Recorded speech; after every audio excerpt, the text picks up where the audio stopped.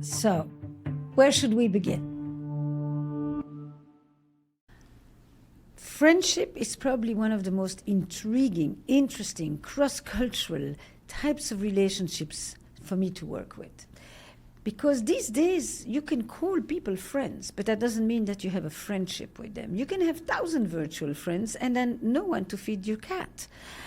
Yet friendship is the first relationship that a child freely chooses. It is one of the very first expressions of social autonomy. And you can't have a friendship that isn't reciprocal. You can love someone who doesn't love you back, but you cannot be a friend with someone who isn't friends with you. And so that is why I am very excited to bring you into the office of Where Should We Begin, to listen to this session of these two young women who have been closest of friends throughout college and are wondering, and now what? You know, in college, we'd show up somewhere and be like, this is my wife, like, here's how we met, we're in love. And people would just assume we actually meant we were in love. And I think we kind of were at the time, but just not in a romantic, I mean, yes, in a romantic way, not in a sexual way. But... No. None of the voices in this series are ongoing patients of Esther Perel. Each episode of Where Should We Begin is a one-time counseling session. For the purposes of maintaining confidentiality, names and some identifiable characteristics have been removed, but their voices and their stories are real. In this following session, we discuss assault, and I want you to know this before you listen.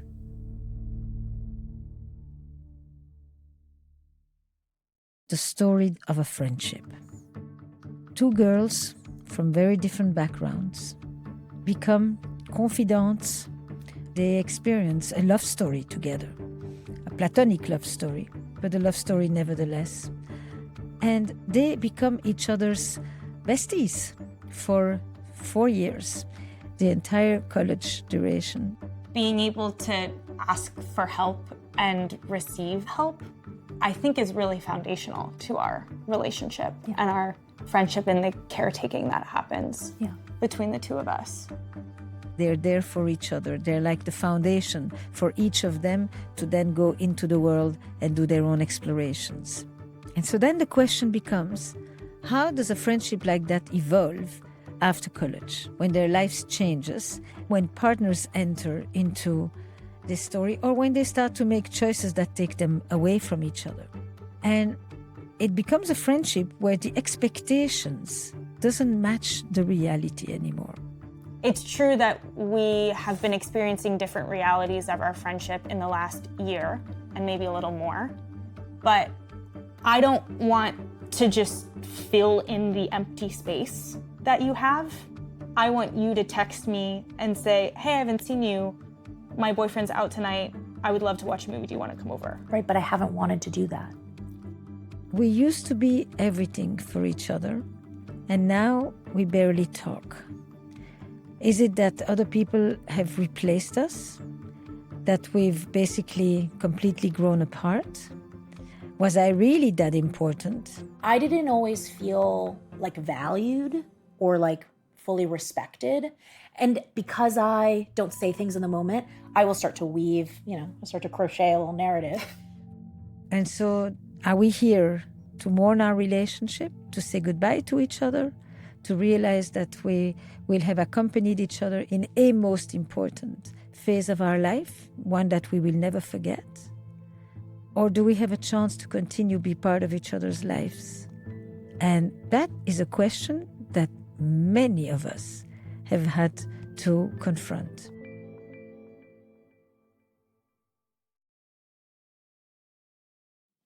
Can I suggest something? Would it be okay? How about I meet the people before I meet the problem? Because often people come here because there's a situation, Right. problem or not, but there's a situation they want to work through, and there's something about a problem that is constricting. You kind of narrow around the problem when in fact you're much broader and bigger than that as people, and so is probably your relationship. And I would love to just meet you. meet you, hear about your origin story.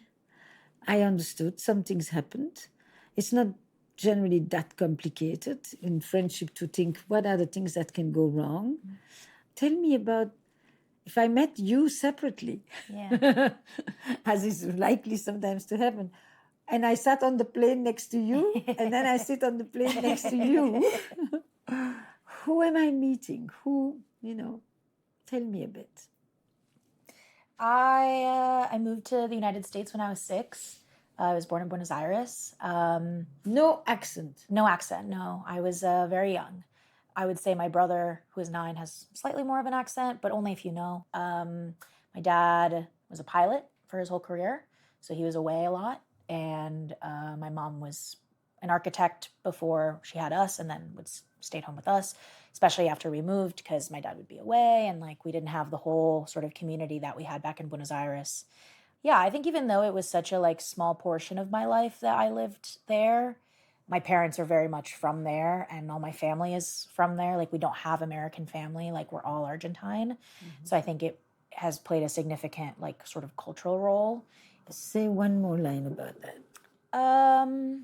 I was raised by like Argentine people, you Right. know, like, but I am an American girl, or like that's how I see myself. And when you say that, I'm raised by Argentine people, and that means, or that looks like, Very sort of emotional, openly, at least in my experience of my Argentine people. Not much beating around the bush, like kind of just saying things directly. I think that they had a different level of sensitivity to certain issues than perhaps some American parents would have. Like my brother and I were diagnosed with anxiety much, much later in life, even though I think it was pretty prominent when we were kids. Not because my parents don't like believe in it. I think they just are like, I don't know. I think for a while they thought it was maybe a construction or like, part of life. yeah, because I look at them and my dad is one of the most anxious people I've ever met. How old are you? I'm 27. Both of you? Yes. Same age? Yeah. What of this Argentinian culture Yeah. lives in you? Because Well, you say they're the Argentinians and I'm the American girl. yeah. Is that such a flat statement? Or no? I think that looking the way I look, which is white, brunette, blue eyes, you know, and my name doesn't really ring Hispanic in any way, I think sometimes it's important for me to know that I'm not just from Connecticut, because then I feel very like reduced to whatever someone thinks about Connecticut. I speak Spanish with my family. That's my first language.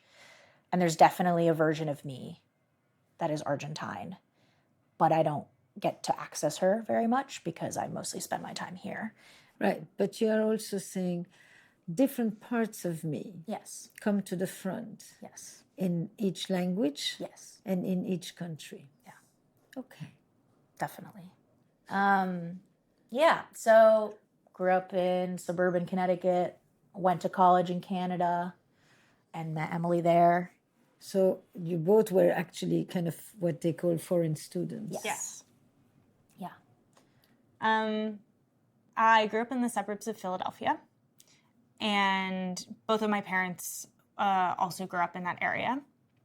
My dad and his brother and all my cousins all went to the same high school that I went to, and it was a pretty competitive and highly ranked public school, and I really poured myself into academics, in part because I liked the ideas and the knowledge and the conversations, and also because school is a comforting structure of progress and achievement and feedback.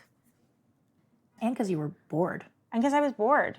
You didn't like living there. I didn't like living there. I didn't like living in the suburbs. Had friends, but certainly wasn't thriving socially, or I knew that high school wasn't going to be my favorite part of life, and really wanted to flee, to like go You knew you were gonna elsewhere. leave. Yeah.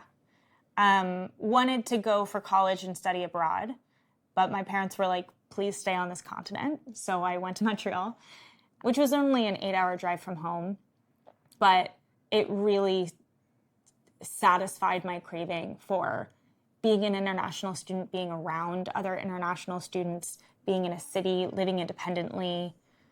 Are you the first one of the generations to leave? Yeah, both of my parents went to college, but both stayed local. I think my leaving my hometown was feeding that urge and that desire for distance and change and diversity in a way that I did not have growing up in very wealthy white suburbs. And then in our freshman year dorm, on our floor, there were people from maybe 7 or 8 different countries. Yeah. And British, French, yeah, Canadian, American. exactly. And I loved it. I felt Stimulated. I felt stimulated. I felt challenged and Yes. stretched without being competitive. Is it because in high school you somewhat walked around with the idea of, I'm not like you. I Yeah. have other aspirations. I want more. I want to expand. I'm curious. Whereas when you arrive to college, you watch and see all these people from all these different parts of the world, and you say, my people, I am like you. You too are the seekers. You too are the travelers. You too wanted more. And therefore, there's less of a need to say, I'm better, I'm different. You know, I want something else than I all want of you. something else. And all Well, of, strangely, exactly. I wouldn't put myself in that bucket. I got to school and that all that freedom that like you loved and craved, I was like so terrified and overwhelmed by. And I think that's like why we We had became very different experiences in our first year, and so knew each other, technically lived on the same floor, but never really spoke. we became close because we both decided to live with our mutual friend. And the 3 of us then were going to look for an apartment. And the first time you and I ever hung out one-on-one was to tour apartments together. So it really wasn't until living together that we became friends and developed our... And like a little into living together. Yeah. Yeah. I remember that first month being like, Who is this girl? I was like, who is this girl? She doesn't like me. And our third roommate is a nightmare. And I have to move out. And like, what did I do? Yeah. And then? The night. Oh, the night. Yeah. Emily had something happen while I was back home. I was sleeping and she was out with her friends and came home and woke me up and she was like weeping. She had gotten really triggered by something that a friend had said. And I got up out of bed. It was like probably 2 a.m. And you had your first friendship interaction, Yeah. right? Yeah. It's interesting retelling this story. So the thing that happened is the summer after my first year, we had moved into our apartment and I was walking home one night after going out with friends. It was warm and about 1.5 blocks from our apartment, a man had been following me and jumped me and started beating me. And I hadn't known he was following me and I didn't know who he was and I didn't really know what was happening. And some stranger happened to be walking by and sort of shooed him off and grabbed my hand and we ran to my apartment and called the police. And, you know, part of the story is that this man happened to call the police on himself after it happened. He is on the spectrum and had been at a strip club or something and was upset that he never got women. And so went out looking and I just happened to walk by. And so, referring to this night, I had been out at a party and something about someone leaving felt like they shouldn't be walking home alone. It triggered that, like, there's danger and I can't control it feeling for me. And I came home and was really tearful and couldn't stop crying and knew I needed help. And so woke you up and you were like, here's what we're gonna do. You're gonna smoke some weed. We're gonna watch TV. We're gonna hang out and then you're gonna go to bed. And having someone take care of the situation, being able to ask for help and receive that kind of help, I think is really foundational to our relationship and our friendship and the caretaking that happens between the two of us. Very beautiful. And I'm thinking also about how, just before you talked about how much you value structure. And she basically offered you structure, clarity, and calmness. Yeah. Which is probably one of the most important things to do in a moment of crisis. Yeah. I understood immediately that this was a friendship on standby, and that it wasn't clear if it was going to have a second wind or if it was going to continue to wither. But I also wanted to learn about the friendship first before I would listen about the friendship crisis. And I meet two women, and they could have just been roommates. But then there is, as they say, together in unison, that night. The night that kind of sealed the friendship. Those of us who have met that person and who have had that experience, it's unique. And it is a kind of a coup de foudre, of falling in love instantly. And they have a complementarity. It's not just one taking care of the other. In fact, they each have their strengths. They each lift the other. They're the safe haven that you come home to in the evening and you go back out into the world.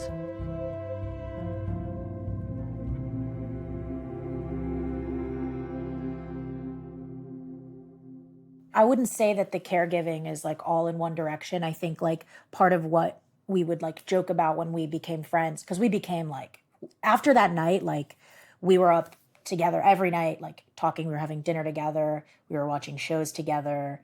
We basically started dating, but not in a romantic, I mean, yes, in a romantic way, not in a sexual way. Like we never like slept together, and that wasn't an element of our relationship. But very quickly we were like, all right, so you like, and I think being in a different country was part of that, right? Like you are my person, like you're my emergency contact, you are my roommate, you are my built-in +1 date to whatever, you are my sounding board, but like both ways. And I think like I struggled with like some depression and feeling really lonely and isolated, and that manifested in like not going to school a lot, which I don't know if my parents know about that, but I often didn't go to school in my first year and really Interesting, you just got closer to the mic as you Sorry, said Mom this. and Dad. Well, I'm addressing them.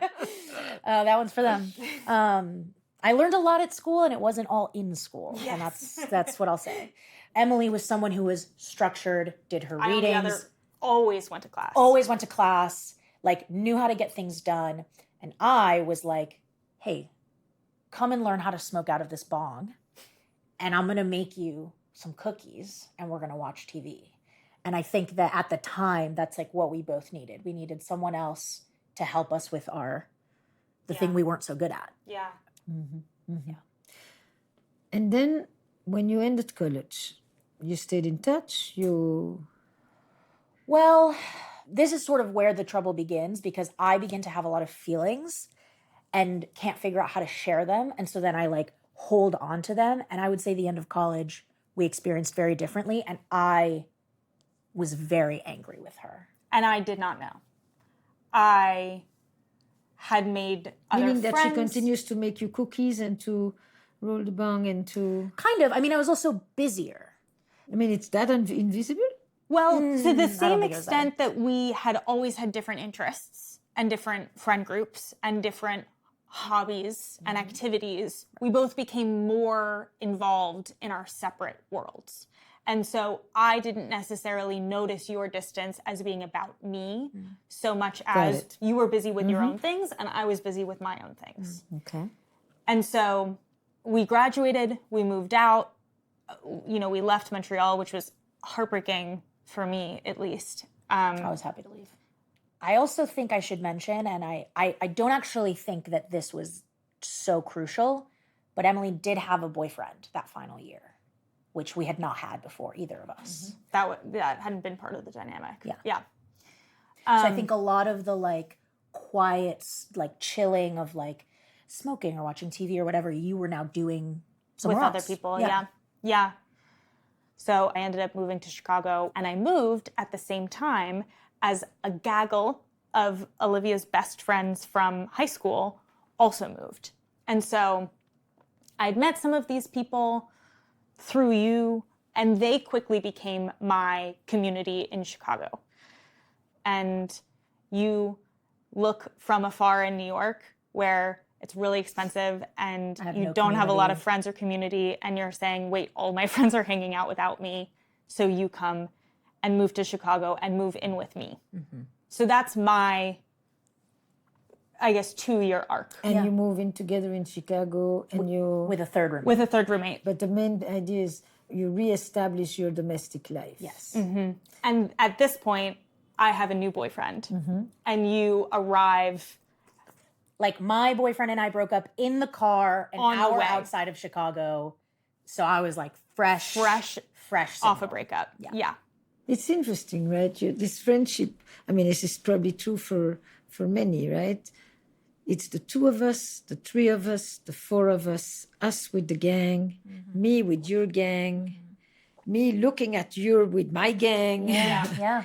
I mean, the number of different constellations here, and every time it changes the dynamic. Oh, and it keeps, that keeps Plot happening. thickens, you're going to tell Yeah, me, it keeps okay, going. and more years. Well, so those 2 years I sort of saw a little bit differently. I graduated college and I was really mad at you. The most like salient of For which what? I started to feel the inklings of something that I think I still feel to this day, and is probably the main thing I want to talk to you about, because it's the thing I've never been able to talk to you about. I didn't always feel like valued or like fully respected. And again, because I don't say things in the moment, I will start to take like little pieces and I like start to weave, I start to crochet a little narrative for myself with all these different like small events, little thing you said, other tiny thing you didn't do, or, whatever. Beading. Yeah. Taking all the beads. Right. So at the end of college, you graduate the day before me and leave with your family. And that night I had a big party at our apartment with a bunch of our friends. We stayed up super late, got super drunk. And the next day I was like very hungover and had to move out of this apartment. And she was already gone. And when my parents got there and I was like throwing up, they were like, okay, I guess we have to do all of this. And as they like started doing it, I was like, oh, there's actually so much to be done. Like it was 2 years of an apartment that then like my hungover ass and like my parents had to like clean up. And that felt very frustrating. That felt like I was not valued, right? Like we didn't do that together. We didn't like plan ahead of time, but it was graduation, so whatever. We then go on a trip to Argentina. Together. And at the time I was feeling mad and frustrated that the first time I was like bringing someone to this place that is so personal to me, I was like not excited to do so at the time. We ended up going on like honestly a really cool trip that we both remember fondly. And then from my recollection, we didn't really talk after that trip. You had your for a New York while. era. I had my Chicago era. You were dating this guy who, It sucked. well, existed in Sums this, it up. Yeah, I mean, existed in this completely separate world from me. But I just want to go back to something, because there is tracking the events and then there is tracking the relationship. And they don't seem to necessarily always coincide for both of you. What happened to the feelings? They just occurred. They may have just, numbed themselves Yes. because of the distance. I mean, I can tell you what happened to the feelings. Yeah. I had worked myself up so much, and I basically decided that I could either confront her and tell her about all of these feelings, or I could let it go. Those were the only options. I couldn't stay as upset as I was and also not say anything. In my head, I was like, so many of these problems came from like us living together and like sort of taking each other for granted. It's like, I don't foresee that happening again. So I'm just going to let them go. And I really thought that I had let them go. until I started feeling similar things when we started living together again. And I would say it was good for like a little while. I can't stop noticing the attention to details, layer upon layer, shift upon shift. Every detail matters.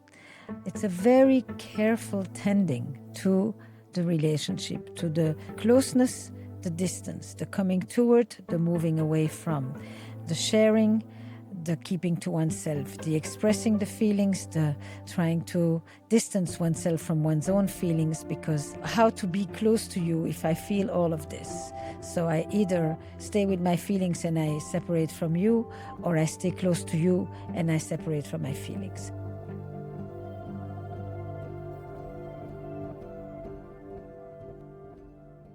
I think there was a little bit of contextual distance in that you were fresh off of a breakup and I was fresh into a new relationship. And so we were both aware that like that's different than it had been in the past. Well, and I was like, Emily has like obligations and, you know, priorities, basically. If she has another partner. Right, exactly. But at the time I was like, it's fine. Like Emily's got another partner. I'm single. Like I can kind of do whatever. I started like dating everyone with a pulse. And it felt fine. And I think the rub started to come when like I pulled away from my expectations of you because you had obligations with someone else. But I think sometimes I felt like you still had those expectations of me, and that didn't feel fair, because just because I didn't have my own partner to prioritize, I was like, I'm not going to prioritize you if you are prioritizing someone else. Like that doesn't feel fair. And so I was like pouring all my time and energy So into now like, we enter into the triangle dynamic. yeah. So we need to define friendship. Is one of the things. Is what is friendship that isn't we live together, we are partners, we each have our own lives, but we anchor each other, you know, in the way that you described so beautifully before. Yeah. And so now you are four. Now there are two partners, right? Okay. And I would say like, you don't really know my partner, and I don't like super know your partner. Like I know him more because he's been around longer, but yeah, I don't know. Maybe it was a fantasy. And you never meet alone again. Who? Us? Yes. Do you? I mean, never. It's a form of speech. Well, but you tend to not meet the two of you. I would meet say primarily with others. I would say that's the case. You're part of the same circle, but you don't have that little loop around the two of you anymore. I would say so. Well, I think it wasn't until we moved to Chicago that you were like, so I've secretly been very angry at you for the last 2 years. Right. And I said, news to me. Right. That's fair to say. Yes, I felt mad, and I felt like in the time that we had lived together, there had been a time where we were each other's partners and everything was shared, good or bad. And then suddenly there was this other person that you would share all the good stuff with. And because you hadn't been dating that long, you weren't sharing all the bad stuff. And so you would bring that to me. And I felt taken advantage of because I was like, I don't get her in a good mood. I don't get her excited to go out. I don't get her like wanting to do something. I get her like after work, whenever you're in a bad mood and like don't want to see your boyfriend. Like that's what I would get. Meaning the leftovers? Right. I think my memory of the feelings that you brought up were you saying, I've been harboring so much anger and resentment towards you, and now I have to talk about it. And feeling a little like, thanks for telling me now, but also I can't really do anything about those last few years. And it has planted this seed of worry that you are secretly harboring a lot of anger and resentment towards me and not naming it, which has persisted. Well, but then I would ask you something, which is that you know that I need, hey, are you okay? You seem weird. What's up? Things aren't, just as an opening, right? Like I struggle to just like, hey, have something that I wanted to, like, and so then I start to get frustrated when I'm like, clearly you know that I might be harboring resentments, and so why wouldn't you just ask me? For that very reason. Well, yeah. But if you asked like, hey, are you mad at me? I would have just been like, yeah, actually this thing made me mad. Versus then like a year and a half goes by and I'm like, Emily must know that I'm upset, and the things just keep stacking and she doesn't say anything to me. So they talk about resentment, they talk about anger. There's a lot of feelings here mixed in. Jealousy, and there is the you broke up with me, and there is the I'm upset with you and it's hard for me to tell you. You should notice that, and you should be the one to help me say what I have to say by reaching out to me. And now it becomes, if you would help me, if you were different, then I could do what I want to do. And so slowly, we identified our stalemate.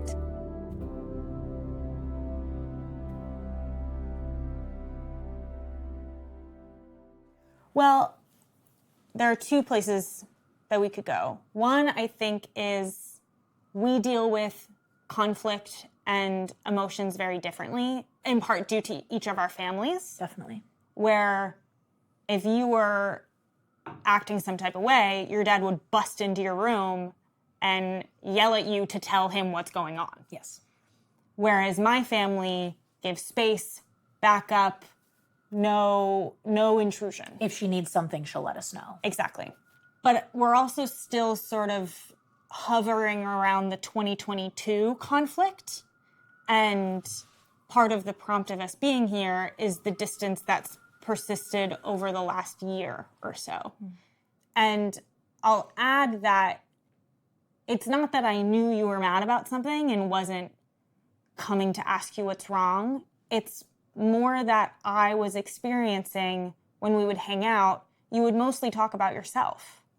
That's so funny because I felt exactly the same about you. No. Yes. I'm just watching and thinking, you've just entered into an inner circle. We're getting closer. Yeah. You took your time, you told the story, and now we're in the present. Yeah. And I just watched you, and I just thought to myself, okay, now it's starting. We've arrived. Sorry it took so long. No, no. You needed to meet the people. Yeah. And now we've arrived at the conflict. And I think you needed it too. Yeah. Because Well, an hour is shorter than 2 years. When a romantic relationship doesn't serve you anymore, you get rid of it because for most people, you can only have one. But a friendship, you don't need, first of all, you don't need any. And second of all, you can have as many as you want.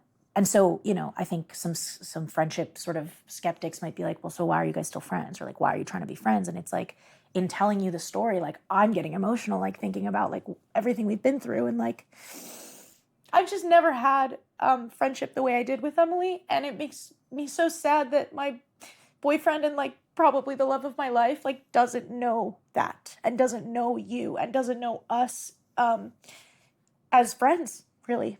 He doesn't. Now that we've arrived, I'm very curious to know what your question was to Esther for the podcast. What did you write in? I wrote that I felt like we had very different experiences and realities about our friendship, that we experienced it very differently, and that there was a huge gap, and I didn't know how to bridge the gap. I really appreciate that question prompt.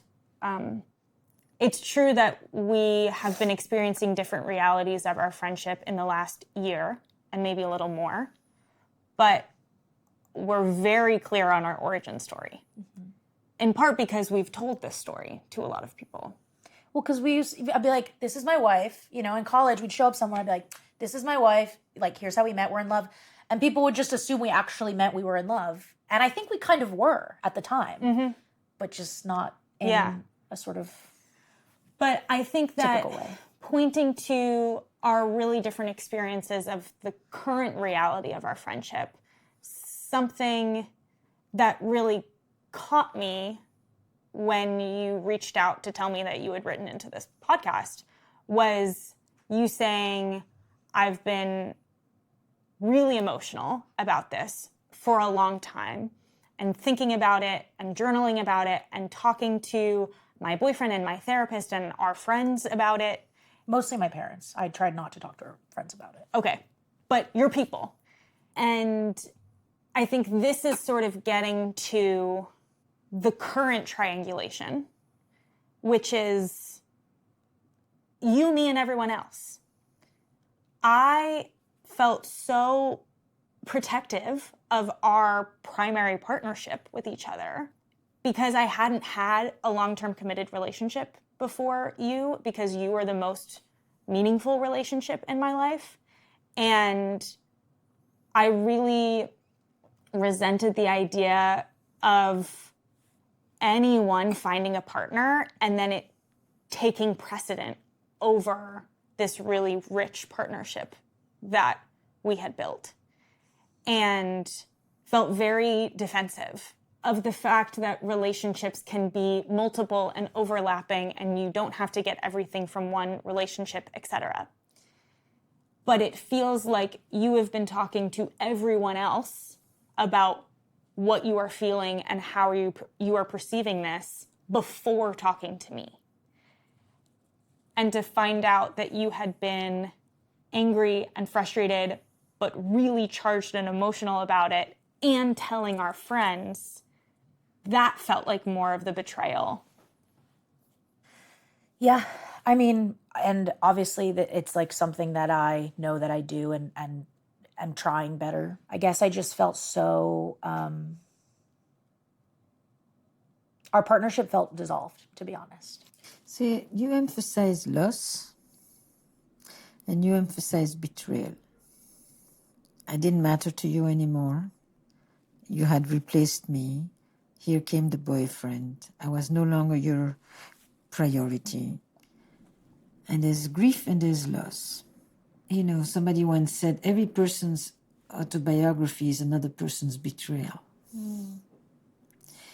You talk about me, but when you talk about me, that means you talk about things that I may not have chosen to say. And you basically bring everybody else into your orbit in a way that makes me feel like, I'm grist for the mill? It makes me feel not so much replaced, but more like left out. But you land in the same spot. She feels left out, you feel left out. The trajectory that brings you there is different. But you land up in, I'm not important enough for you to come to me. And she basically has her version of, I'm not important enough for you to come to me. On different things. And this is the transition. How do we go from partner to friends when we have new partners? Well, I think that... And when you respond, if you allow me, Yeah. you understand it, but then you were just about to justify it. But I did it because. It's okay. You don't need to justify it. You did it. I did it, yeah. You both have good reasons for what you do, but it's not the good reasons that are going to bring you closer. What's going to help you get closer is to understand the effect that your good reasons have on the other person, and then how much you care about it. Because, you know, the thing about friendship is it's all free given. It's not something you can impose. Well, to be honest, I think at times I felt imposed upon. And that's kind of the crux of like where my distance became really intentional. I started to feel like you would ask these things of me that were like partner level asks, big asks. And again, like not because friendship needs to be 100% perfectly reciprocal, but like if we haven't talked in a while, we haven't hung out in a while, and you ask me a big favor, and I'm terrible, I don't know how to say no, right? Like I will always say yes. And then I'll feel resentful afterwards for doing it and not feeling like properly valued. But the thing is interesting that you're highlighting is that the big things I want to do for you, but they take place in the context of all the little things. If we don't hang, check in, send messages, do pulse checks, then when you come with the big thing, makes me feel like I'm being taken advantage of. If we do all the little things and then you come with the big thing, then I feel like I'm really important to you and I matter. It's a very interesting reinterpretation. Yeah. It's like if we have all the little funs, then when you come with the big question, then I feel almost honored that you rely on me and that I'm your emergency number. When I feel like I have like agency to say yes or no, which I don't often do, I often feel like I'm not good at saying no. Right? Which is my problem. Absolutely. It is your responsibility to say no when... Sure, but like, okay, I have like a very specific example in mind. If a year ago you asked me to drive to Springfield with you.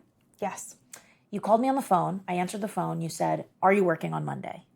And I was unemployed at the time, so I said, "No, I'm not working on Monday." And then you said, "Would you drive to Springfield with me?" Like a 3.5-hour drive. And I did not want to. I was like, that sounds like a long trip. You're gonna get me at 6 a.m. I was like, ugh. But we're on the phone. I already told you I'm not working. What am I gonna say? I don't want to. That feels rude. So I say yes. And we go, and like you bring me breakfast, and it was great. And then we get back to the city, and you're like, I want to go to therapy in person. Can I drop you off at the bus? And I was like, you picked me up at my house at 6 a.m. for me to do this like giant favor for you. And you're not going to drive me home? And so you like drop me off at the bus. Bus never came. So I ended up biking the 5 miles home. And then I got home and I was like furious. And then you didn't text me like, hey, sorry that was a slog. Like, hope you got home okay. I get a text from you 2 days later that's like, these 2 people we went to college with broke up. And I'm like, what am I to you? Does that make sense? Yeah, it does. Like, I didn't even just feel like thanked. Like, bro, I know that was so annoying. And in my head, I was like, why can't she just do therapy from her house? She lives 4 blocks from me. Mm-hmm. And if we had the type of dynamic where I felt like I could just be like, no, drive me home. Yeah.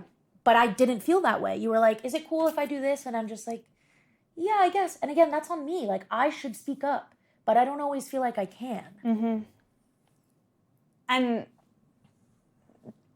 to your point, if we had had that rapport, it wouldn't have felt like such a pressured yes. Right. And you might have felt like you had more of a leg to stand on to be like, no, bitch, drop me off. Totally. I think in different years, I would have been like, absolutely the fuck not. are you talking about? Like, drive me home. Yeah. But I just was like, I didn't feel comfortable around you, frankly. And I was feeling used. And I just was like, I kind of need this to end. And like, I biked home on Fullerton 5 miles, like fucking furious and sweating. And yeah, like, that sucks. I got up at 6 a.m. I was like, is this a fucking joke? Yeah. And this is the first time you're telling her this? Yes. I think I feel, in part, mortified and embarrassed for treating you that way. That's not how I want to behave. And that's not how I want you to feel. And I think there's also a little part of me that's like, if you feel something, it's your responsibility to say so. Like, I can't be always guessing and trying to read between the lines and interpret your silence as being mad that I didn't text you a follow-up. Like, No. Wrong? Yeah. No wrong. But I know you're keen to think about whose responsibility is it. Mm-hmm. But you know enough that if somebody spends their day driving with you, you don't need a school or a degree to tell you, the nice thing to do is to send a message afterwards. We don't even have to send a card anymore. It's in the palm of your hand to just say much appreciated or something that acknowledges. So that's not for her to tell you to do. Yeah. This is the product of distance. Mm-hmm. This is more about the emotional distance than about accountability and responsibility. Mm-hmm. I think. Mm-hmm. So it's not why as much as how. how have things unfolded that I would be in a situation where the things that naturally come to me don't. Anyone who you pick up at 6 a.m., it's kind of understood you probably will drop them off. Or you'll check afterwards if they got home okay, given that you dropped them at the bus stop. To then go to say, no, this is for you to tell. It's less about the telling. It's more, there's a detachment Yeah. that allows these thoughts not to be thread together. Yeah. When you have friends, when you start to have a situation where you're reluctant to see your friend because you're beginning to think about what's going to come up this time, or what's the thing we haven't addressed, or what's the resentment that's been lingering, or what fuck up will I be exposed with this time, then you start to not want to see the friend. Mm-hmm. You look forward to seeing a friend because it's going to be nice, fun, interesting, deep, mischievous, whatever, but not to belabor, wrongdoings and criticisms and all of this. So I'm watching this because I think if you do that, you may get it all out, but I'm not sure you will want to spend time together. It's not inviting. So I'm thinking, what's the right dosage here of this? I think you naming the trip to Springfield is a good example of a grievance that is symptomatic of a larger dynamic. I think a thing that I sometimes feel is wanting you to ask the favor of me and not anyone. Like texting in the group chat, hey, does anyone want to watch a movie tonight? My boyfriend's busy. I don't want to just fill in the empty space that you have. I want you to text me and say, hey, I haven't seen you. My boyfriend's out tonight. I would love to watch a movie. Do you want to come over? Right, but I haven't wanted to do that.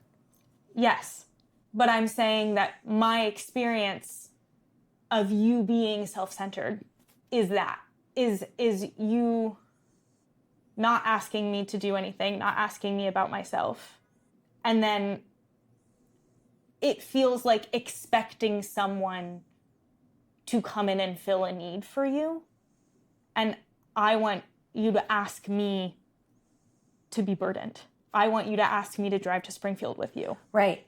But I don't, because then I'm like, Emily's going to ask for something in return. Like, I'm going to have to, do another drive to Springfield. But it's a different request. What she wants is for you to make her feel that she's important to you. It's not a burden piece here. This is more like you're seeking her out. It feels very loaded, right? It feels very loaded. And so it's not chill. And we love to chill. And that's like been so much of our relationship is like relaxing and like unwinding. And well, I'll add that my experience of us hanging out hasn't felt super loaded. I did not know all of the emotional baggage that was happening for you around the trip to Springfield and how much weight and meaning there was in it. And I understand that that's part of the issue. Right. But it's hard for me to know how sensitive it is. But then why don't you ask? No, each of you is saying to the other, if you did it differently, things would be easier. I know. But I'm just saying she knows me. Yes, and you know her, and you have a 10-year friendship, and it could just be the next day after she drops you, you just say, listen, yesterday was a real bitch, and I had to bike and this and that, and it wasn't cool. That's it. Yeah. You have to kind of shorten the distance between action and reaction. That's on your part. But the other piece is when she says, invite me to chill, is of the same vein as you're putting it out in the cosmos. You're checking to see if she's offering herself. If she doesn't offer herself, you think you're no longer on her priority list. But in the same way that you requested, she wasn't put on your priority list. It was more like I'm free tonight, who's available? And the specialness becomes questioned by each of you. This is the crochet of the friendship too. Yeah. It's like little things like this. And suddenly there's a kind of a cloud. Yeah.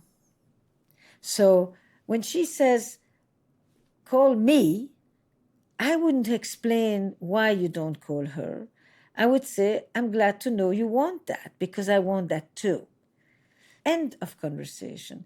It's like the processing, but then there's a limit to the processing. Yeah. Because if you become too much of a processing relationship, it doesn't feel chill. And I think your suggestion about calling me to go and do things, you need more of that. Ask me to borrow my car. Ask to borrow the dog. I mean, yeah. Both of you, though. No, I know. It's like something I said to her was that I felt like we were sort of mismatched in like the expectations of each other and our actual level of current closeness, right? Like, I don't want to reach out to you to borrow your car because I'm like, that's weird. Like, if I'm not hanging out with Emily and then I'm like, let me borrow your car, that feels transactional. You need those hangouts. Right. You need those small things that you enjoy doing together, whatever the things are. It doesn't have to be small. But you need to do the stuff that gives the cushion. Right. The only times I end up seeing you is when we need something from each other. Have you ever met the four of you? Us and our boyfriends? Like maybe once. Okay, so you need twos, you need fours. Because your group at this point, your group of friends is in a way keeping you together without you being really together. Yeah. So in a way, it's kind of deflecting. Yeah. The corrective is more things to two of you. Yeah. That you have a huge repertoire of things that you can do together. Yeah. The four of you, for that matter. Yeah. Because if you're going to continue this at some point, if it's not two and if it's not four, it won't sustain. Mm-hmm. Yeah. And it's okay to have had an incredible friendship in college that didn't sustain.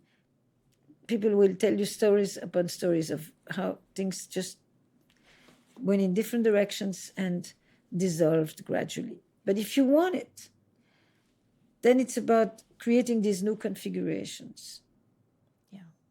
I think that something I said to you when I talked about coming on this thing is this like lazy closeness where you sort of stop performing for the other person. Obviously, when you're like attracted to someone, you meet them out, right? And they're like either trying to impress you or they're like on their best behavior or they're like telling you all their best stories. And like after a while, they stop doing that because they're comfortable with you. And so we're not always our best selves with each other. And I suggested, I was like, I want to feel like we are just new friends because I don't know what music you listen to. Like, I don't know what shows you're watching. Like, I don't know like really small, like regular things about you. Mm-hmm. It's like you have the decision to make, will we remain childhood friends? It's the friends you meet, but they're frozen in time. And they didn't really evolve with you. Then you have the ones who travel with you. And they are people who are charting the territory with you. They're creating the new experiences. And then you have the circumstantial ones. The ones who you met because you have kids at the same time or you are in the same school. But it's circumstantial. When that phase ends, so does the relationship. And the ones that you kind of say, they've been in my life 20, 30, 40 years, that's the ones that you create a combination of all of this. Even if you don't have the same circumstances, you manage to remain updated. And it's beyond what series are you watching. It's kind of, who are you now? Completely. And that's what I said to you. I was like, I don't think you know who I am right now. Yeah, well, we're in our boyfriend eras. I know. Nay, our live with partner eras. I know. And I think I have a lot of grief and resentment that because I'm in a partnership, I'm not single. Right. And because you're in a partnership, you're not single. And so we're not each other's primary anchor partners. it's time for me to suggest something concrete that they can do together. And I'm thinking about my card game, Where Should We Begin? The Game of Stories, and how people have told me that they play the game by picking one card every day and telling a story about that card, and how much it has elicited so many untold stories, so many reinterpretations of the other person, which they thought they knew, but then discover so many new things about. But also, especially, how it's energizing, it's playful, it doesn't process the problems, it generates new cells in the relationship.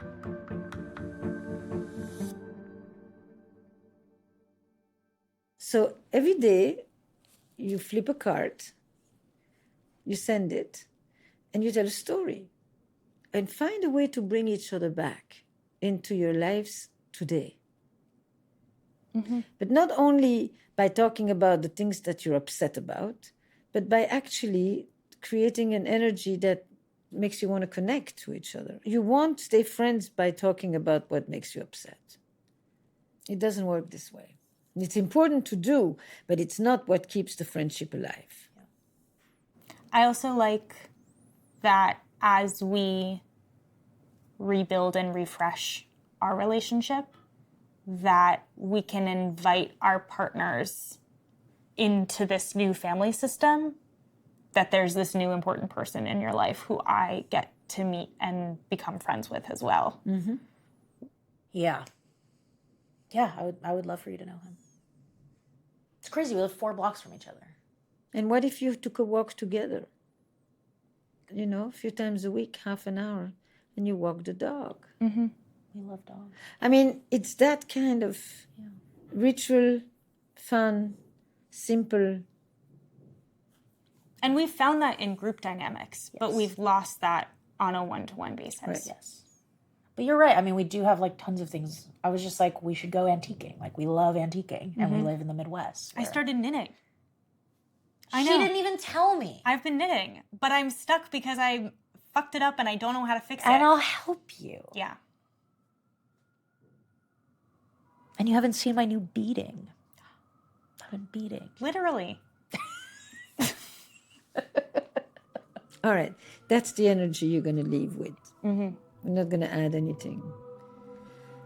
Because you'll have a lot of things to discover. What else don't you know about me that has happened in those last few years? I love you, buddy.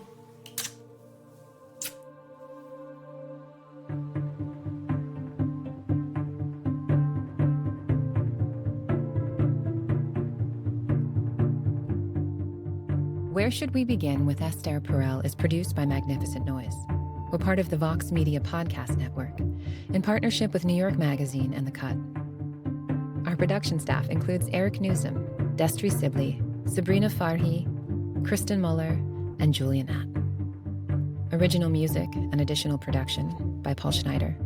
And the executive producers of Where Should We Begin are Esther Perel and Jesse Baker. We'd also like to thank Courtney Hamilton, Mary Alice Miller, and Jack Saul.